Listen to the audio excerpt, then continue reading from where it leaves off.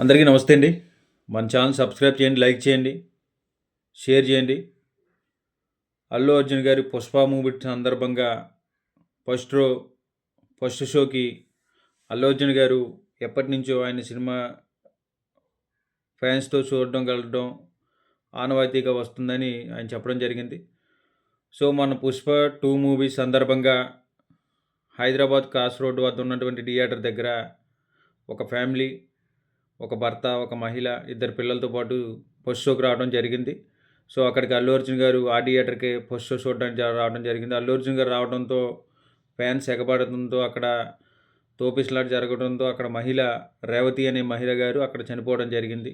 So, అది మనందరికీ తెలిసిన విషయమే. ఆ అబ్బాయికి కూడా తొక్కిసలాటలో గాయాలవ్వడం జరిగింది.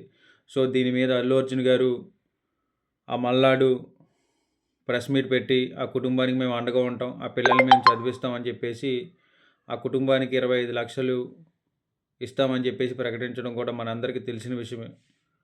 సో, ఈరోజు ఇవన్నీ అయిపోయిన సందర్భంగా అల్లు అర్జున్ గారిని ఈరోజు ఆయన ఇంటి వద్ద అరెస్ట్ చేశారని చెప్పేసి మనకి న్యూస్ ఛానల్ ద్వారాగా తెలుస్తూ ఉంది.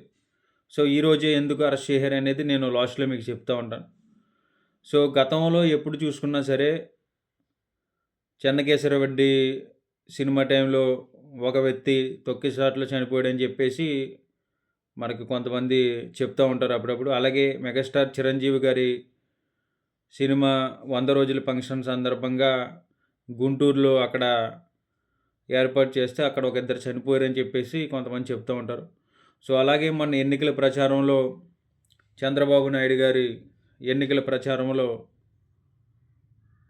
ఏలూరులో అనుకుంటా అక్కడ తొక్కిసలాట జరిగితే దాదాపుగా నలుగురు ఎంతమందో ప్రాణాలు కోల్పోయారు ఆ తొక్కిసలాటలో. సో, ఎన్నడూ లేని విధంగా ఈరోజు ఈ తొక్కిసలాటలు జరిగినప్పుడు ఎవరిని కూడా బాధ్యులుగా ఎక్కడో కూడా అరెస్ట్ చేసినటువంటి దాఖలాలు లేవు.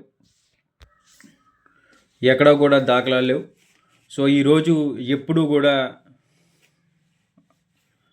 ఎవరిని అరెస్ట్ చేయకుండా ఈరోజు అల్లు అర్జున్ గారిని మరి అరెస్ట్ చేయడం జరిగింది.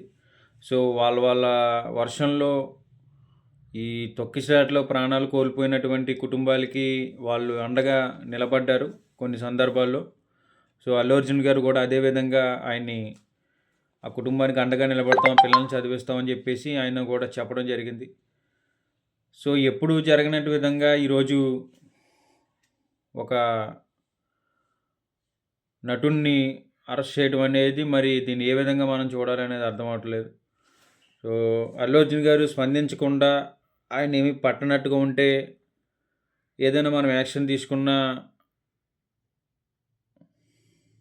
దాని మీద మనం ఏం మాట్లాడకపోదాం. కానీ ఈరోజు మరి అన్నీ ఆయన స్పందించి ఆ కుటుంబానికి నేను అండగా ఉంటానని చెప్పేసి చెప్పడం జరిగింది. సో, ఆయన ఇంకొక విషయం చెప్తా ఉన్నారు అల్లు అర్జున్ గారు. ఈరోజు ఉదయం మాకు ఇంటికి పోలీసులు రావడం జరిగింది.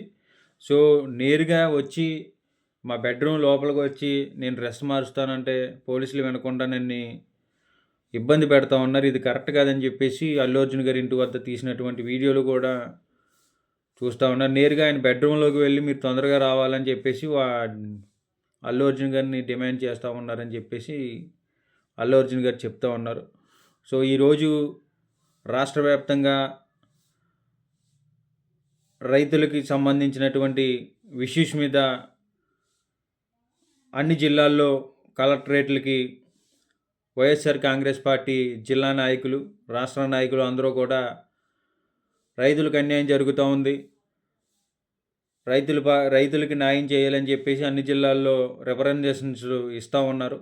సో, దీన్ని డైవర్ట్ చేయడానికి రాజకీయ డ్రామా అనేది ఆడుతూ ఉన్నారు. దీన్ని అల్లు అర్జున్ గారిని ఈరోజు మనం అరెస్ట్ చేసినట్టుగా చూపిస్తే డైవర్ట్ అవుతుందని చెప్పేసి కొంతమంది కొన్ని విధాలుగా అయితే సోషల్ మీడియాలో నడుస్తూ ఉంది.